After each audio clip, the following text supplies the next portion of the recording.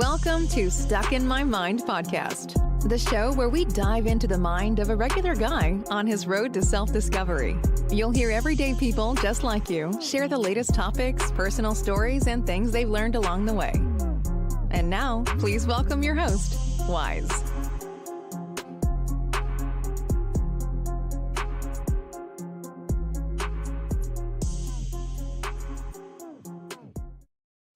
And welcome to another live edition of Stuck in My Mind podcast. I am your host, W-I-Z-E.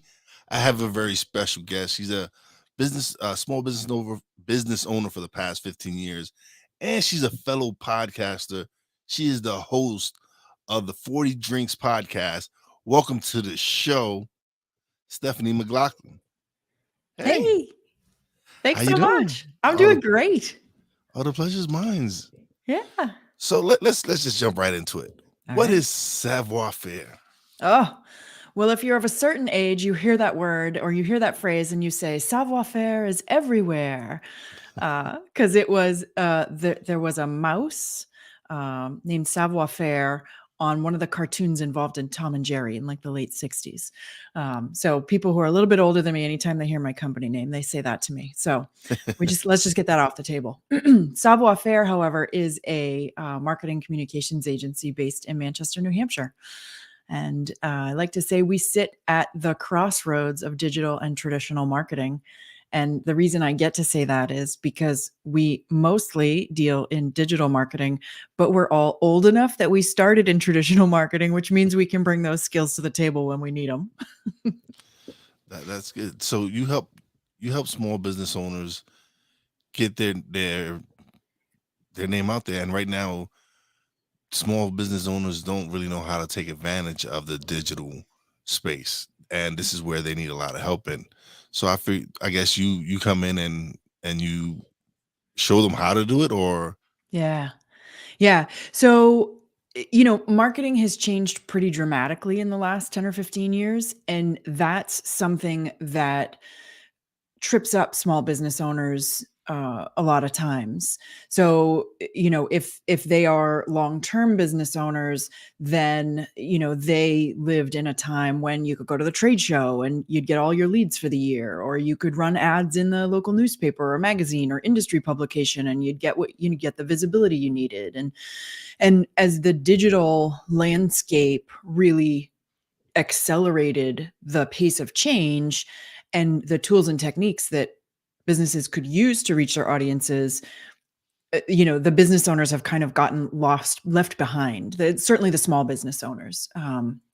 So what we do is we come in and sort of see, what is it you're doing and what do you think is working, and, what have you always done?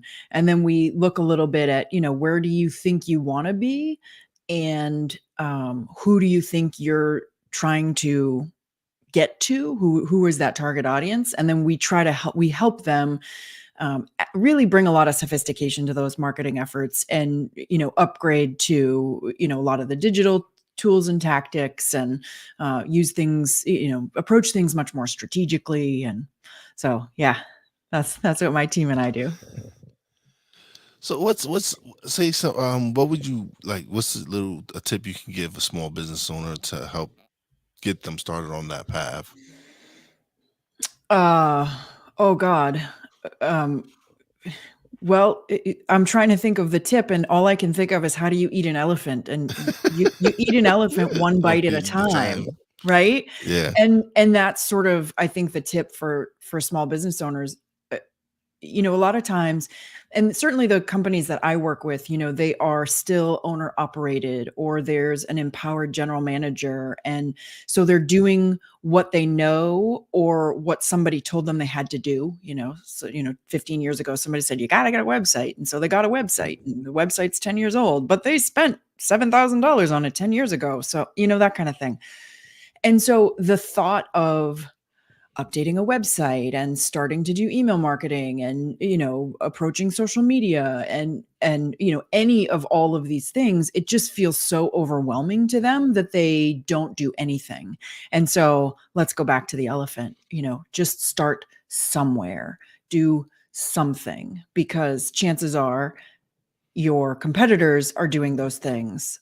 and you may be falling behind. And if your competitors aren't doing those things, if you're really in an industry that's not, that's still sort of stuck in some old ways, then you've got an opportunity to make progress that your competitors aren't. So there's really, really great reasons to be thinking about your marketing differently, but a lot of times that requires an external brain, somebody who's not in your business, in your shoes, this is the way we've always done it kind of thing. So that's kind of where we can be really helpful. I come into the organization and I am essentially your, chief marketing officer, and my team, we become your marketing department. And so, you can afford that because it's on a fractional basis versus, hiring 6 or 7 of us mid-career professionals full time. I mean, that's a big nut. But getting that external point of view is a lot of times really helpful. And it's funny that you say all the things, because even as a podcaster, we have to do a lot of those things. Yes. We have to do email marketing. We have to do Yes. all the apps and all this other stuff, and it's work. It's especially me being an independent podcaster. I do a lot of my own. I do all my work. So Yeah. in order for me to want to grow my podcast and my brand, eventually I'm gonna have to relinquish some of the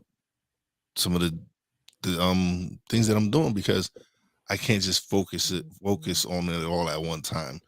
So yeah, eventually I'm gonna have to get automated as far as emails and all that, because I am building my email list and I need to start using it to my advantage as far as letting whoever I have the email to let them know I have a new episode out or I have a new program out. And these are tools I haven't been taking advantage of, but I'm learning more and more. I've been podcasting only 2 years, and when I first started, I didn't know anything. Yeah. So to come to where I'm at now, it took me learning somewhat marketing and learning and asking questions to people like yourself that I met along the way. Yeah. And it's been helpful. It's showing me things that I needed to learn as a small business owner, because I started a production company. We've launched the internet radio station. So it's been great being able to.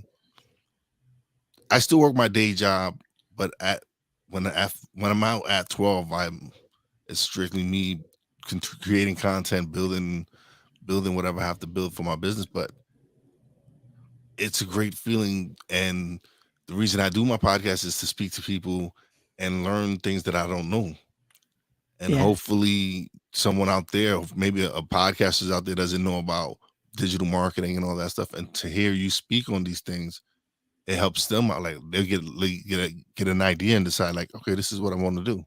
Yeah, for sure. For sure. Yeah. And I agree with you. I mean, I have, a very strong and deep marketing background. And I launched my podcast only 6 months ago. So I'm just a podcasting toddler at this point.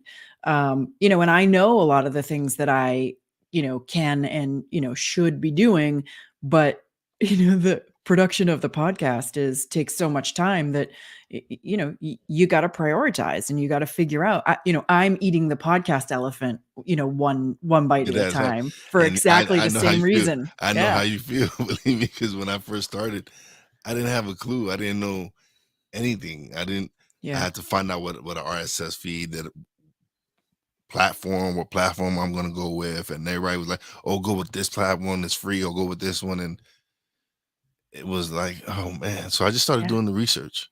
Yeah. Just went and did the research, looked at reviews, and I went with the platform that I felt was best for what I wanted to do with it. Hmm. And I'm happy. I've been on Podbean for 2 years now, Yeah. and it's been great. Now, last year I've finally launched my YouTube channel, and like I said, I've been doing videos since September. But now doing the lives is so much more fun to me. It was you can see the evolution from where I started on my podcast to where I'm at now. Yeah. Yeah, for sure. So I found the backstory for why you started your podcast. Very interesting. So tell us the backstory of why you named your podcast the title that it is. Okay. So the 40 Drinks podcast started out as the 40 Drinks Project. And this was something that I did when I turned 40. Um, when I turned 40, for some reason, I wasn't in a place in my life where a big, 40th birthday party felt like the right thing for me. I don't know why. There was all kinds of reasons. I'm a Leo. I'm an off the chart extrovert. You'd think a party with everybody, coming to see me would be exactly the thing I would want. But for some reason in my life, it didn't work at that point. So I was trying to figure out how to commemorate, how to celebrate the milestone birthday. And I came up with the idea to have 40 drinks with 40 people in 40 different locations. And each drink would have some thematic connection to my friend or our relationship. So let me give you a quick example. There's a guy who is my younger brother's best friend who basically grew up in our house. He's an only child. So he was always at our house from the time my brother was like in 7th grade or something. And so he's like a third little brother to me. And I didn't know until like my late 20s that apparently as a kid, he had a huge crush on me. So our drink was a grape crush. There's a couple of friends that I used to vacation with on Block Island off of Rhode Island. And in fact, I was there when they met and now they're married with kids. And so our drink was a sea breeze. So, those kinds of things, like each drink we would sit and sort of figure out like, what are we going to drink? Like, what are we going to have? Everybody had their phones out. We're like Googling things like, so that was sort of a fun part of each of the visits. So I decided to do this mostly because it was ridiculous. And I thought this is going to be outrageous. Why is it ridiculous? Why? Is it something I would think it would be something something that someone would want to do because it's very interesting and unique. And I guess that's just the creator in me now thinking about it. But I think it would just be an amazing thing that you get to enjoy for the rest of your life. Like this is an experience where I've got to sit down with 40 people that I know, sit down, have great conversation and a drink, and this is a story you can tell it's a story you can tell to people, and it's just an amazing story to be able to like, wow, that's interesting. That would make me want to do something crazy, something just that seems like it would be so much fun to do. I'll tell you why I call it ridiculous. First of all, ridiculous is like my middle name. I'm always doing ridiculous things. All right. I have always done ridiculous things. And so my birthday is August 1st. And for decades, I had celebrated a birthday month. And my theory with the birthday month was like, it was just a great opportunity to be able to celebrate and to be able to say like, oh, hey, this is a great reason for us to have dinner. Let's go have dinner. We'll celebrate my birthday. Right. So I'd see friends and family that you don't get to see that often. I think as you get older, you start celebrating a birthday month. It's no longer the day. It's like as you get older, like, you know what, it's my month. Let me just celebrate the whole month because I do this. It's my birthday month. Yeah, well, I started early. I've been doing that for a long time. But once you talk about 40 drinks, and if you start thinking about, okay, it's not just the people that I see every day. I'm gonna find, friends I haven't seen in a long time. I picked friends. I went back and found friends from grammar school, high school, college, different jobs I had worked, an old boyfriend. I mean, you're pulling people out of the woodwork that some of them I hadn't seen in 15 or 20 years. So it's not something you're going to be able to do within the month. Yeah. No, it takes time. Yeah. So the part of the ridiculous was, okay, well, Steph usually celebrates a birthday month, but to heck with that. This year we're going big, right? And it actually took me a year to do all 40 drinks. Wow. And when I had the idea, now because I am, I own a marketing company and, we've got some of these skills, I said, we're going to put up a website. I'm going to blog about each drink and each person and our relationship. And like, I You had an idea. Yeah, before it have an even idea. started, I had turned it into a thing. Yeah. And so that's why, and I think because it was a little ridiculous, is that's what was kind of attractive to me, is, that's why it was resonating with me. But the result was, a year and 40 drinks later, my life had changed. I had, things had happened during those drinks and during the course of the year that made me change the way I saw myself and change some of the things I thought about myself, and really just sort of jump started kind of a personal evolution, some personal growth, that I had no concept of, no plan for. As a matter of fact, I just thought it was going to be 40 ridiculous drinks, but it turned out that the project completely changed my life. And that is what kind of led to the podcast, in that, reflecting back and looking back at the transition and how my life had changed and how it was different. I did some, reading and Googling and bought a couple of books. And, as it turns out, many of us, I might even go so far as to say most of us, experience some level of transformation between the ages of 35 and 45. And it's usually kind of like noted around like age 40. Now, back when our a generation ago, when our parents were turning 40, it was the whole like midlife crisis age. Yeah. And right, we're gonna get the Porsche, and we're gonna have an affair with the secretary, and all the crazy things in the 80s that were really stereotypical. It doesn't feel that way today anymore, but there's still a transition. There's still so much that happens in that time. It's funny because when I turned 44 is when I found my passion, what I love to do, which was podcasting. And I didn't have a clue for years. I've had jobs, and I've been at my job now for over 8 years. And it's I get paid to play games, so basically it's not as fun. But to me, once I started podcasting, I found my voice. I found what I enjoyed to do so much, and it's having these conversations and being able to share them with everyone. Yeah. Is what really made me like, oh, this is what I want to do. I want a podcast. This is I have to do this now. And even my wife noticed, because I was a big gamer and I would come home. But once I started podcasting and recording, she's like, I know you're serious about this because you just have abandoned your PlayStation 4. It's collecting dust. I don't even know if it cuts on now. But you don't have time for it anymore because you got stuff to do. Oh, I have great conversations to have. There's things that help myself and other people as well. Because I said, I'm learning. Every time I'm having one of these conversations, I'm learning something new. Yeah. And it's helping me grow as a podcaster and as an individual, as well as helping me grow as a person. Yeah.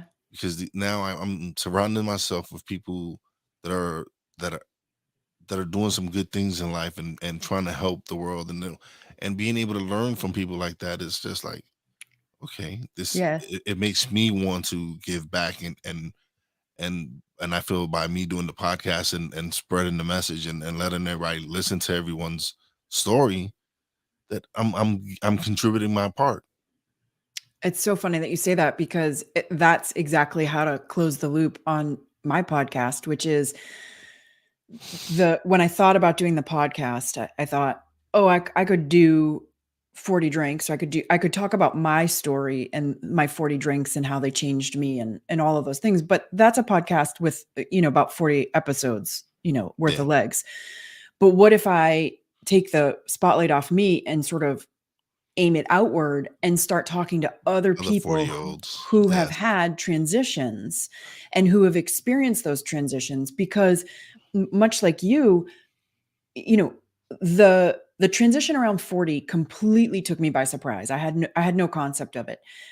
And so what if I can help other people approach 40 with a little bit more grace and maybe a little bit more forethought, or a little bit more sort of understanding of kind of what goes on in that phase of life, by having conversations with people who are both looking at 40 and looking at 40 in the rear view mirror. Meaning, here's how I have a conversation coming up with somebody who reached out to me and said, I'm 36, but I just was talking to my husband about, what I want to have done by 40 and what I want to accomplish by 40. And, so we're going to have a conversation about her looking at 40. But to date, most of the conversations have been about people looking backward at their transitions, at their evolutions, at their stories. And hopefully they help other people who can see themselves in some of those stories. Yeah, because you're absolutely right. Back in the days, it was people were like, oh, they're having a midlife crisis, and now that I'm, I guess, experiencing it now with everything that I'm going through, it's not a midlife. It's me finding purpose and me finding what I love to do and making me happy, compared to back then where, oh, you took a job somewhere, you worked there 30, 40 years, and that was it. Now you find you actually need to. I'm realizing that by me finding my purpose and by me doing my podcast and doing what I'm doing, it's helped changing me. It changed me so much because I'm growing. It's being able to be like, I didn't think of myself as a creative person, and then once I started podcasting, like I started designing logos, I started doing thumbnails, I started doing all these different things that I'm like, this has been inside me this whole time, but of the way I'm thinking and not believing in myself that I'm capable of doing these things, it just didn't show up until I was willing to step out of the box and do something different, something Yeah. that was. So that's why I named it Stuck in My Mind, because I was, when I wanted to start since 2019, and I was going to do a sports podcast with a friend, and it didn't work out, and I had equipment laying around and just record delete until I got furloughed from my job for the pandemic in 2020. And one day I'm just sitting here with my nephew and decide to press record and keep it and then Yeah. upload it. And that was the start of it. But it took me a year, really, literally a year from when I got the equipment to I really released my first episode. Yeah. Yeah. I did about a year's worth of planning too. Planning, research, legwork, like you said, all the what platform and what tools do I need? And, so yeah, I took about a year as well. It was maybe just shy of that, but yeah. But the interesting concept that I have come across in my research into sort of turning 40 is the concept of first adulthood and second adulthood. And there's a woman who wrote a book in the late 60s, I think. I forget her name off the top of my head. The book is called Transitions, I believe. And she had this concept of first adulthood and second adulthood. So first adulthood is from age 18 till 35-ish. And during that period, we do a lot of what we should do, right? What somebody told us we should do, yes. Right? What job, go to school, go to school, the, relationships, oh, we've been dating since college. We've been dating for 4 years. Well, we should get engaged. And then we're engaged. Well, we should get married. I'm like, oh, we're pregnant. Well, we should buy a house. Next thing, somebody wakes up at 34 or 37 on the sideline of a soccer field. And they're like, wait, what? Is this my life? Because you just shoulded yourself through to something that you didn't necessarily choose thoughtfully, right? You didn't really think about the choices. You just kept following the path. And so that's a lot of the sort of 18 to that 35-ish age. We put lots of stock in other people's opinions, other people's expertise, whether it's our parents, our teachers, our bosses, whoever, somebody smarter and more experienced than us. But what happens, again, somewhere between 35 and 45 is there's that transition through to kind of waking up to our own expertise, our own authority, our own needs and wants, and finally saying, no, I am going to do that. It is worthwhile. And who cares if it doesn't meet X, Y, or Z that so and so told me it should meet. Mhm. And so you see that sort of, again, grasping of your own authority and trusting in yourself and making your own decisions for your own reasons. And so that's what I'm just so curious about, is that transition and how people handle it. And, are people thoughtful about it, or does it surprise them like it surprised me? And, a lot of times in that sort of, I don't know, 20 to 40 area, when we're doing something that somebody told us we should do, but it doesn't necessarily fit us well, or it's not in alignment with our true selves, Mhm.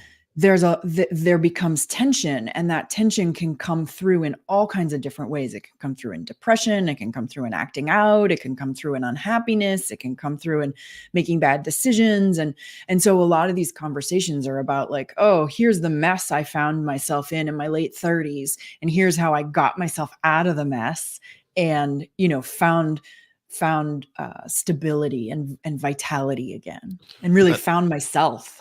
oh, and yeah, no, because I've, I lost my wife at 31, and I knew she had prepared me, because she had introduced me into the world of self development and into Abraham Hicks and all these other books and all.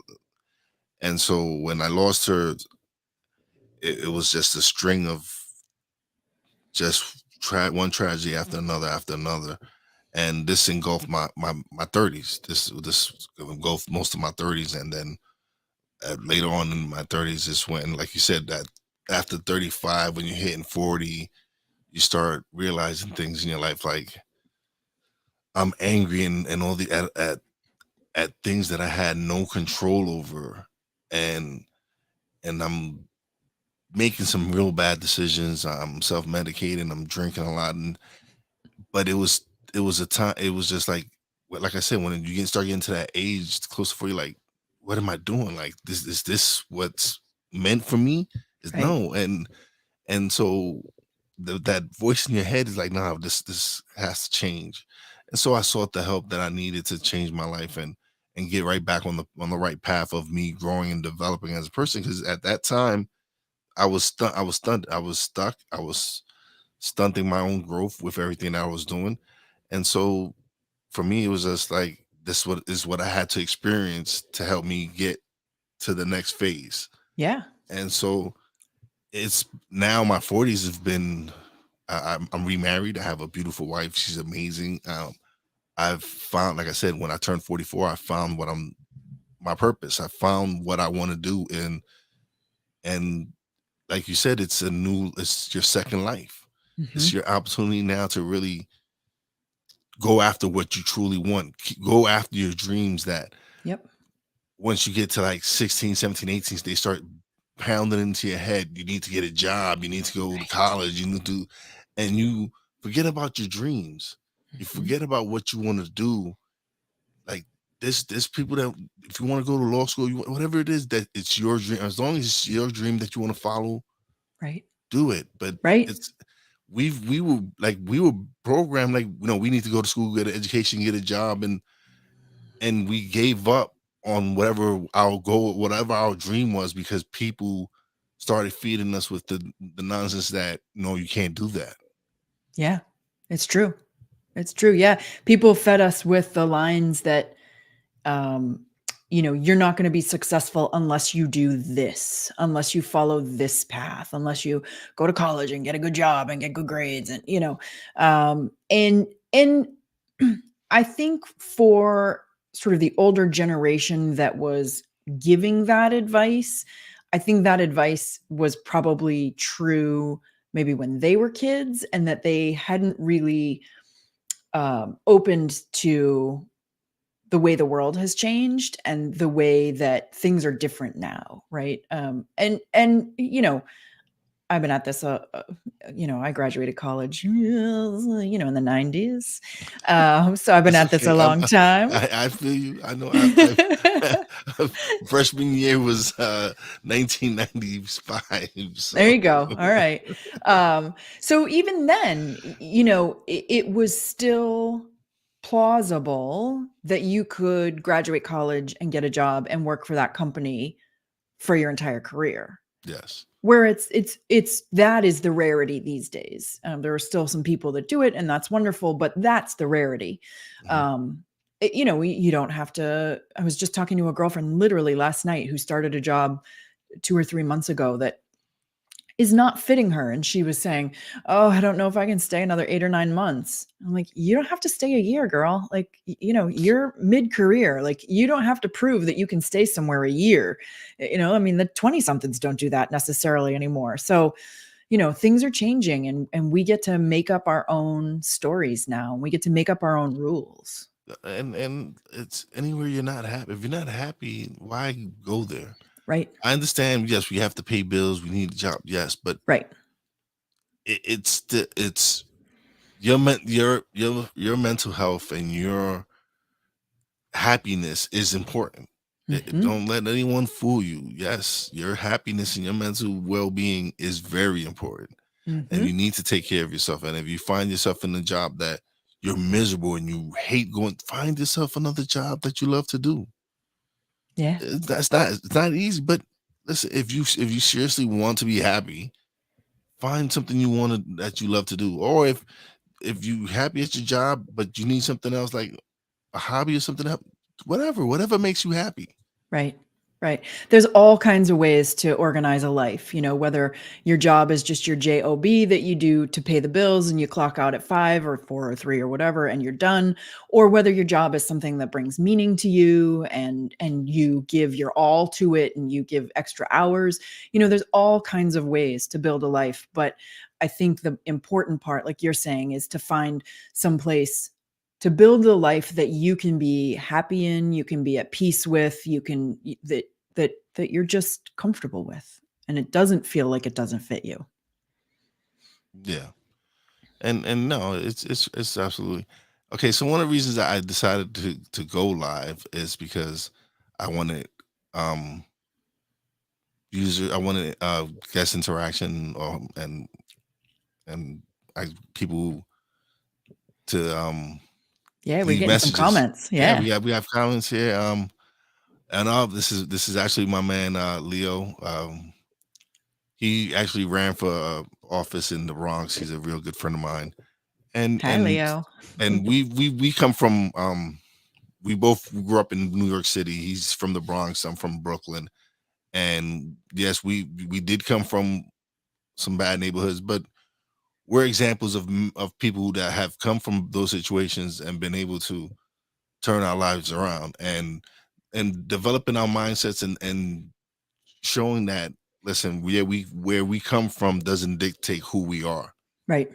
And he's a pillar of the community because he still lives in the Bronx and he still does things because he's trying to make a change. Hmm. And we need more people like him out there that come from these neighborhoods and are trying to do something positive and do something for the community to continue to do that. And I love the fact that he does all the things. He's very, like I said, he's very dedicated to his community, and I got nothing but love for him and nothing but praise for what he's doing. I love that. Yeah. Yeah. And I agree with him. He said social economics and racial inequality can make it difficult for people to do some of the things that I'm talking about. Yeah, And I agree. I agree. Not everybody is, in the same shoes or in the same situation or in the same geography.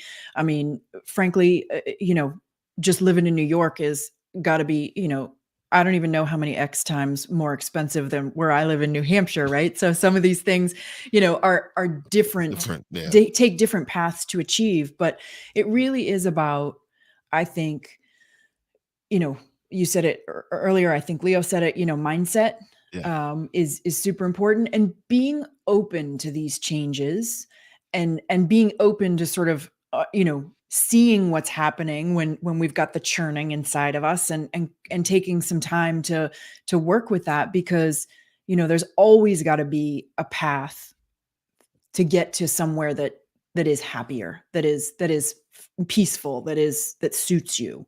And I'm not saying it's not work. It's it can be work. Yeah. You got to think about it. You've combating years of programming. Yes. Yeah, especially now at the age we're at, we're combating years of programming that we're trying to rewire and trying to reprogram and relearn these things, because and you know what, and the thing I've been thinking about is like, we're trying to revert back to when we were kids and we were carefree and followed what we were doing and all this stuff. Yep. So this is actually my friend Jeff. He's a great guy, another fellow podcaster. He has a game. He actually hosts a game show. Stuff I never knew. I'm a 5-time champion, by the way. Oh. But he has a great show. He's got another show coming out. He's a great dude, and apparently it's affordable to live in Pittsburgh. I guess so. Everything's $1.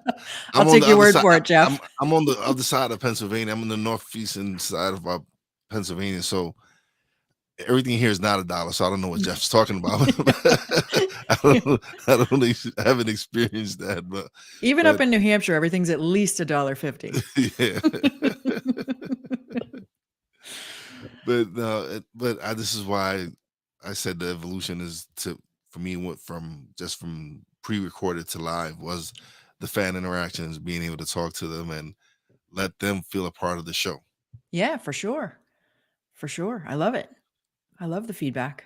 Oh man, it's great. I'm having a great time. This is fun. This is what I love to do, is to be able to talk to people in the conversations. So,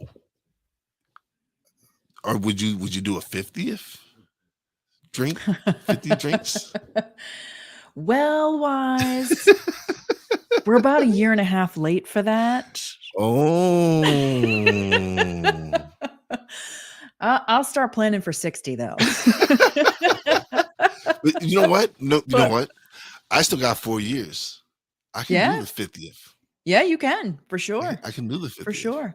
I had a girlfriend, not really a girlfriend, a girl I went to college with, who, when she turned 50, again, about the same time as I did, she did this cool thing where she was posting on Facebook, like I forget how often was it, might have been daily or something, but she would think of a song for each year or sort of phase of her life and tag the people who were around for that period in time. But there are so many ways to mark a milestone birthday that do some of this reflection and thoughtfulness about where you've been. Wow. And how it relates to where you are and where you want to be. So my wife she's older than me. She just turned 49 this year. Next year will be 50th, and I want to surprise her with something really nice for her 50th birthday. So I haven't decided yet. I'm gonna work on it. I still got some. I got to September of next year. Nice. I want to have it done before then, have it planned out before then. But but for September of next year, she turns 50, and I would love to do something special for her 50th birthday. Yeah. Well, you could do. What was it? Was it Sesame Street or the Muppets? I think it was Sesame Street. They did a segment where it was "This Is Your Life," right? And so it was, obviously all Muppets. It was like, oh, here's bread, here's your life. Here, there was an egg and there was some milk and there was some flour, and it came together to become bread. You could do a "This Is Your Life" for your wife. Go back to her through her whole life and get pictures and comments or cards or something from people at different points of her life. That might be nice. That'd be a lot. Yeah, it's a lot of work. That's a lot. That's a lot. I think I was thinking more something like she likes going to the casino. I was thinking about maybe a casino themed Ooh. casino themed party, like have slots and stuff like that. And yeah, Very cool. Very so cool. I might just do that. I'm gonna look into that. Yeah. I love it. But all right, so now's the time where you get to plug away and you Oh, let everybody know where they can find you. I So love it. I'm gonna let you go solo and plug away. All right, cool. Thanks. So, the 40 Drinks podcast can be found online at www.40drinks.com. Spell out the word 40. So FORTY drinks.com. You'll find everything you need for the 40 Drinks podcast there, but it is on all the major podcast platforms. And we're on Facebook and Instagram, and you can find those links on the website. On the marketing side, Savoir Faire Marketing Communications, the website for that is savoir-us.com, SAVOIRFAIRE-US.com. And you can find anything you need to contact me or find us on social or anything else you need from there. All right, everything's actually they should be in the description. I'm almost sure I put it into the. I'm almost positive I did, but Cool. if I didn't, I will be putting it back. I will be putting it in. I love it. But it's been great having you on, Stephanie. This is amazing. I've loved talking to you. It's been great. It's been my pleasure and a joy to chat with you today. Thanks for having me on. All right, but don't leave just yet, okay? You got it. All right. Now it is time for shout outs. Big shout out to my Real Wise fam, Poppy J, Brandy J. Love you guys. Big shout out to everybody who's been tuning in on Facebook, YouTube, Twitch, Twitter, wherever you catch us. We appreciate you and we love it. Big shout out to Jeff, Leo, anybody else who's left comments. I greatly appreciate you. This is why I do it, to be able to have y'all interact with me and the guests. And a big shout out to the boss lady, Fina. Appreciate you, baby, and love you. And as always, a big shout out to all the essential workers out there. You know how your boy Wise does it. Peace out. Thanks for listening. Listen on iTunes, Podbean, Spotify, and TuneIn. Find us on social media on Twitter at wise_b_blunt, Instagram at wise_b_blunt, and a Facebook fan page, www.facebook/wise76. Check back soon for new episodes. Until next time, peace out.